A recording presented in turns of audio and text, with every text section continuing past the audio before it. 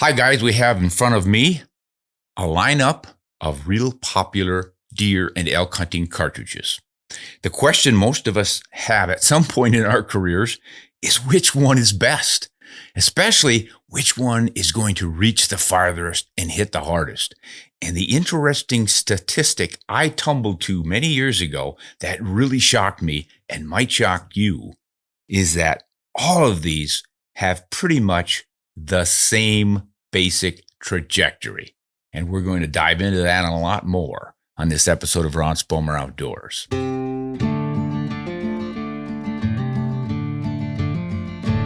So thanks for joining me. I'm going to get some kickback on this immediately, I would imagine, because I grew up thinking that certain cartridges were vastly faster and superior to others, particularly the 7mm Remington Magnum, which we have here, and the 300 Winchester Magnum, which we have here. I mean, that one was definitely a huge advantage over the 30-06. And the 7 Mag was a great advantage over the old 270. Now you step down a little bit and you get into the 6.5s and the 25s and the 24s. And sure, they're going to be a little bit weaker because they're throwing lighter bullets. But the interesting thing is that their trajectories are almost the same. So let's look at some numbers and I'll show you what I mean. We'll start off with a 243 Winchester and a 100 grain bullet. Now, remember while we're doing all of this that the bullet's shape and weight are going to have a lot to do with this. But what I'm doing on this first rundown are using bullets that are traditionally loaded in factory ammunition and traditionally chosen by us when we're hunting. So with a 243 Winchester, most of us just buy a 100 grain bullet of some kind because that's probably what you need for deer. And for the few who hunt elk with it out west, yeah, I think definitely you want a 100 grain bullet at least. Most folks would say that 243 Winchester is not adequate for elk, yet it gets used and used successfully a lot in Idaho and Montana and other western states where it is allowed. At any rate, what I figured out for this 243 and all of these others is what their maximum point blank range would be for a 6-inch target.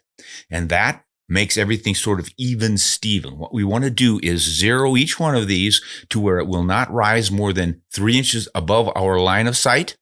And then when it drops 3 inches below our line of sight, that's keeping it in the 6-inch target, and that drop distance at 250 to 320 yards, somewhere in that range, that will be the maximum point blank range. Meaning when you're hunting, you don't have to dial, you don't have to think about it other than that looks to me pretty much like that deer or elk is inside of 300 yards. I can hold dead on the center of the chest, and that bullet ought to strike in the vitals. Makes for a real quick shooting opportunity. The 243 Winchester then is good to zero it at 248 yards, and it will carry to 291 yards before it drops 3 inches below your line of sight, your aim point. Man, that makes it pretty darn versatile. So what about the 25-06? That is known as a long-range flat shooting screamer, right? Well, get yourself a 117 grain bullet and you will reach 299 yards, just 8 yards farther than the little 243 before that bullet drops 3 inches below your aim point. To do that, you zero it at 255 yards. Now the 6.5 Creedmoor, how many folks think this is some kind of a flat shooting laser? Far from it. Typical bullets in the 6.5 Creedmoor range anywhere from the 120s to the 143s and such. I thought a 130 grain was probably a pretty good optimum in the middle. And if you zero that at 247 yards, you're going to reach to only 290 yards. The 243 shoots 1 yard farther for your maximum point blank range than that Creedmoor. But this is what I'm saying about they're all so close. My goodness. Now go up in speed on that 6.5 to the PRC. The 6.5 PRC adds about 200, maybe 250 feet per second of velocity to that little Creedmoor. Should that help a lot or not? This one, we're going to use a 140 grain bullet and zero it at 258 yards, then that will carry to 303 yards. Wow, we've increased our reach by 13 yards. That's not nothing, but it's not anything huge either. So let's move on up to the good old 270. That is famous as a long-range, flat-shooting cartridge. We are going to use it with the 130 grain bullet, which I think is pretty much what most of us would assume for a great deer bullet and a long reach. We save the 150 grain bullets for elk. So 130 grain, zero that at 259 yards. It will rise no higher than 3 inches above your point of aim, and that'll happen at about 150 yards. That's pretty consistent with all of these. And you're going to carry it to 304 yards before it drops 3 inches below your aim point. So you've got a easily 300 yard dead on hold with your 270, but it's only 1 yard better than the 6.5 PRC. How does it stand up against that 7 rem mag? Man, that is a famous high-speed cartridge, flat shooting, 150 grain bullet, zero at 266 yards. It will carry to 313 yards. 10 yards more or so than the 6.5 PRC and the 270. Is that a huge advantage? I don't know. You get to decide. But when I read these statistics for the first time, I was just shocked how similar all of these were. Now let's go to the good old dog cartridge, the 30-06. I mean, that thing is so ancient, it's barely breathing, right? Stuff a 165 grain bullet on it, zero it for 249 yards. It'll carry out to 292 yards before it drops at 3 inches below your aim point. Wow, that's the old 30-06. That's hanging right in there with the 270 and the 7 rem mag. Now, what about the 300 Win mag? Now, this is the ultimate, right? Obviously, there are faster 30s these days, but most of us think, well, we know what the 300 Winchester Magnum can do, and that is a long-range flat shooter. 180 grain bullet is kind of the standard in that. Zero that one at 262 yards. It'll carry to 308 yards, not even as far as a 7 rem mag. Wow. And the 338 Win mag, not many deer hunters shoot that, but the elk hunters certainly do. That is just an outstanding elk round. But you're shooting bigger, heavier bullets. 225 grain, I think, is the optimum in it. Zero that one at 241 yards, and it only carries to 284 yards before you're dropping too much. So that gives you kind of a general idea. But the ballisticians out there, folks who have really studied this stuff and know a little better, are going to say, well, what happens if you use a higher BC bullet and maybe drive it a little bit faster? These numbers are all sort of averages. A lot of folks will say, well, I get 100 feet per second more out of the same weight bullet in my rifle. That's not fair. So you do need to consider what your rifle is doing. Each rifle is different, and it's different with each brand of ammo you use or your hand loads. So you do have the chance to optimize all of this, and that's what we're going to do on my next chart. I cherry-picked my cartridges, bullets, velocities, and all the rest of it to try to really get some improved performance. Let's see how well we do. With the 243 Winchester, I went with a 103 grain bullet. That's a little bit longer than the standard 100s because it's designed to be more ballistically efficient. It's Hornady's ELDX hunting bullet. They rate it the ballistics coefficient of 0.512. And here's where we start to see a difference. Paying attention to ballistic coefficients in your bullets can really help. Pushing it to 3,100 feet per second, I think that's about as fast as you can safely push that 243. So you're going to get to zero that one at 255 yards, and it will carry to 300 yards before it drops below your little 3-inch deal. Now, I threw in here some energy numbers now at 400 yards to give us a little clearer idea of what these things were doing for energy downrange, because obviously that becomes a concern. So at 400 yards, we're getting 14 inches of drop out of this same setup, and we're retaining 1,211 foot-pounds of energy. Now, it's often said that for deer hunting, you would like to put at least 1,000 foot-pounds of energy in your bullet when it strikes. So we're well above that. Safe zone here suggests to me the 243 can be deadly out to 400 yards, and over the decades, that's what it's proven to be for me. Now we'll jump up to that 25-06. That one is tough to get a really high BC bullet in it because of the weight issues and the traditional spin, the rifling twist rate in the barrels of those. They generally can't handle more than about 120 grain bullet. That would be a flat base, spire point, nothing really sleek and sexy like the high BC bullets of today. So sticking with the ability to stabilize that bullet means we've got to come down in weight. So we're going to go down to 110 grain ELDX bullet again from Hornady. They're rating this one BC .464. We're going to drive at 3,200 feet per second. That means we can zero it for 268 yards, and we are going to remain flat enough to hit that 6-inch target out to 320 yards. Pretty impressive. Got 11.6 inches of drop at 400 yards. So a little bit better, saving about 3 inches over the 243.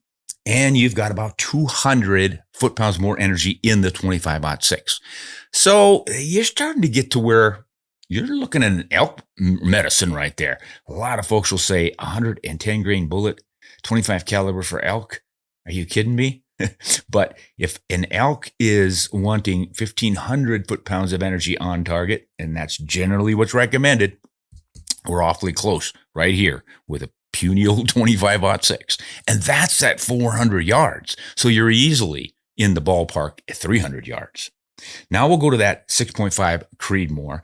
We're going to jump up to the 143 grain bullet, which I think is the better one to use for longer distances, carrying more energy. We want to maximize that here. BC is very high on that one too. 0.625. Again, it's an ELDX bullet. Nosler has 142 grain AccuBond long range. That's awfully close, almost the same BC rating for it. So either one would work. Zero at 243 yards, you're good to 285. So you still haven't made it to 300 yards with that 6.5 Creedmoor. And it's dropping 16.7 inches out there at 400 yards. So you're really starting to get more drop out of that one. But it does carry more energy than the previous two, 1,598. And again, this is why so many people say it's viable for elk. You've got the energy there. I don't know about the penetration, the momentum, and all the rest of the factors that we need to consider in a bullet, but there you go. 6.5 PRC. Now we're going to push a same weight bullet roughly. This time I decided to use the AccuBond long range, 142 grain, same BC number, but we've got our velocity up to 3,050 feet per second. Boy, that lets us zero it quite a bit farther out, 262, and it carries to 309 yards. So now you're in between the 243 and the 25-06 for your drops. 12.3 inches of drop at 400 yards, 1,913 foot-pounds of energy. Suggests that 6.5 PRC is a pretty suitable elk round if you don't mind the narrower bullet. 270 Winchester with a 145 grain bullet, because to get your BCs up there to really have a longer range bullet and still be able to stabilize it in the 270, we went with an ELDX Hornady bullet at 0.536 BC, 257 yards for your zero, 305 yards of reach, so just a little bit behind the 6.5 PRC. By choosing your bullets carefully, you might be able to beat them. You could just flip those two depending on the bullets you use and what your actual velocity is. But it's interesting to see how close those two are. And in the past, I have said that the 6.5 PRC is sort of the 21st century 270. Even though it's a different caliber, it's doing almost the same thing. And it's in that sexy new platform with a little bit fatter, shorter cartridge for short actions and everything that young folks seem to like these days. And plenty of old guys are playing around with them too, and it works pretty darn well. But you don't have to throw the 270 in the trash because that's hanging right in there. What are we dropping? 13.8 inches at 400 yards with that 270, still carrying 1,748 foot-pounds of energy.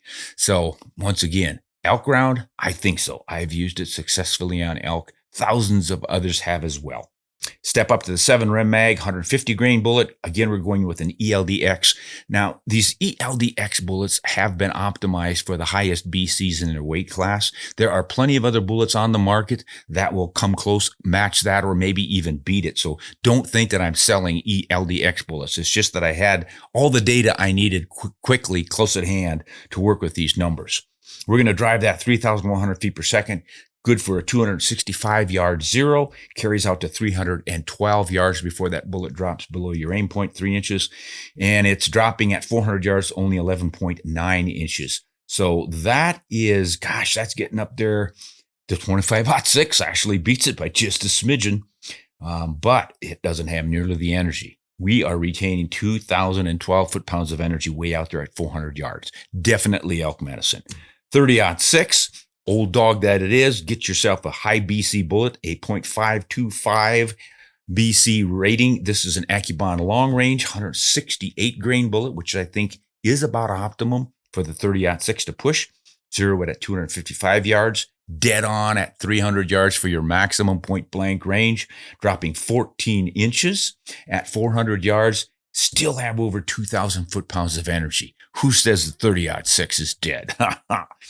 300 Win Mag. We're going to stick with a lighter bullet here. Generally, the 300 mag shooters will go with a 180, 200 grain bullet, maybe even a 210 grain bullet. You're welcome to go up in weight, but you're not going to shoot as flat. There is an advantage, however, and we're going to discuss that before this is all over. But let's go with 168 just to keep these two close in the bullet weight and see how much difference there is between the old .6 and the newer 300 Win Mag. BC is, again, 0.525. So we're consistent there. Here's the advantage of having more velocity, 200 feet per second more velocity out of that 300 Win Mag. You can zero that for 272 yards, and it'll shoot flat to 320 yards. Only 11 inches of drop. Let's see. That one is our drop champ at 400 yards, the flattest shooting out to 400 yards. And you're retaining 2,308 foot-pounds of energy. That number impresses me when I look at the 30-06 and this one. That's not much difference. I don't think the elk is going to know which one thumped it on his shoulder. So I think the 30-06 is more than viable as an elk round out to 400 yards at least. Finally, we go to the 338, and you're never going to get that one shooting as flat as these. You've got the same powder volume, or a little less actually than the 300 Win Mag, but a much heavier bullet. Again, we're going to step up to an ELDX bullet because of that high ballistics coefficient, 0.616. That is impressive, but that's a lot of weight to push around with that little bit of powder. 2,800 feet per second muzzle velocity, 245 yards. You're going to reach 286 yards before you drop that 3 inches. 16.6 inches of drop. That one is dropping more. Well, the 6.5 Creedmoor is right there with it at 16.7. But this one is carrying 2,553 foot-pounds of energy. These numbers inform us that, yes, the heavier bullets at relatively the same velocity, somewhere in that 2,800 to 3,100 feet per second range, you're staying awfully close. But when you go with your heavier bullets, you increase the energy on target. So if you think you need more energy downrange, you want to go with a heavier bullet. Now, the thing we did not discuss that I think is critically important is wind deflection in all of these. The higher your ballistics coefficient, the less that bullet is going to deviate in any sort of crosswinds. And that's a huge problem, especially out west and at longer distances. Don't think, as many say, that BC really doesn't matter. It really does. You don't have to play the long-range game to take advantage of a higher BC. As these numbers have shown us, you're retaining more energy with that higher BC bullet than that first list we went through, the standard bullets. But next time, I think I want to do a chart like this and show you the wind deflection differences because they can get really significant. And it's one thing to have gravity pulling your bullet down, because we can know that as it's a given.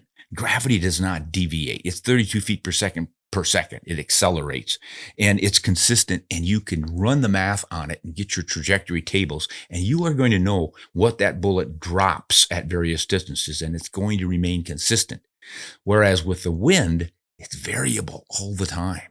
You might be able to know that a particular BC bullet at a particular velocity will drift X inches in a 10 mile an hour, perfectly right angle wind, but you get the angle of the wind at 45 degrees or 20 degrees or something different, or you don't have it consistent over the flight of that bullet for 300-400 yards, and it is going to vary, and it could vary a lot. So it's really valuable to use the higher BC sleek bullets and push them as fast as you can to negate the deflection in the wind. That can make a big difference. So I think one of these times, real quick here, I will do a video covering the advantages of the higher BCs and see if, even though these cartridges are fairly consistent in their drops or their, shall we say, maximum point blank range consistency, they're going to vary a lot more in the wind deflection. And that might help you decide which one will be more effective for your brand of hunting.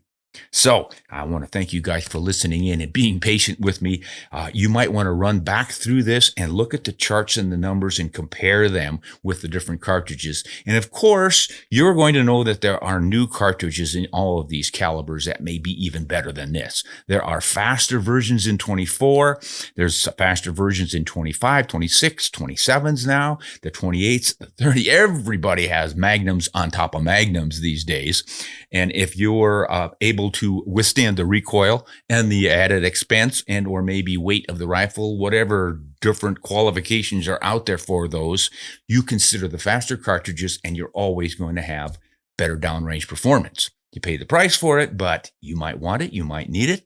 Do your research. The same thing applies to all of this stuff. And the more you study those ballistic tables with different bullet weights and velocities and ballistics coefficients, the more you learn and the better you're prepared to select the ideal cartridge for your style of hunting. Guys, tip of the week. Don't sweat blood and tears on these selections of cartridges. If you find a rifle that you really like, you like the look and the feel and how it handles, and you can't get it in exactly the right chambering that you think you need, one of them that's awfully close is probably going to do the job for you. Just be aware of how similarly these perform out to 300 and 400 yards. And then you might be able to buy a rifle and get yourself a real steal of a deal, even if it's not in the perfect chambering that you thought you needed. And it just might save yourself a pile of money and discover a cartridge and rifle that is the best you've ever had. This is Ron Spomer. I want to thank you guys for listening in. Hey, if you have any more questions about 7mm cartridges, boy, have I got something for you. Every 7mm cartridge in the world. There may be a handful that I didn't find, but I did some pretty thorough research and came up with, I think, 46 different cartridges. Some of them have complete chapters all about their history and who made them and from what and why, charts and details on ballistics and their velocities and such, and then lots of strange wildcat cartridges that some of us have never heard of before. You can get it on Amazon, or you can go to ronspomeroutdoors.com website and order it there. I'll sign it for you. I'll even put a little message in there for you if you want, and we'd love to have you pick that up and tell us what you think. We'll probably do some more books like this down the road if this one does all right. So until next time, this is Ron Spomer. Hunt honest and shoot straight.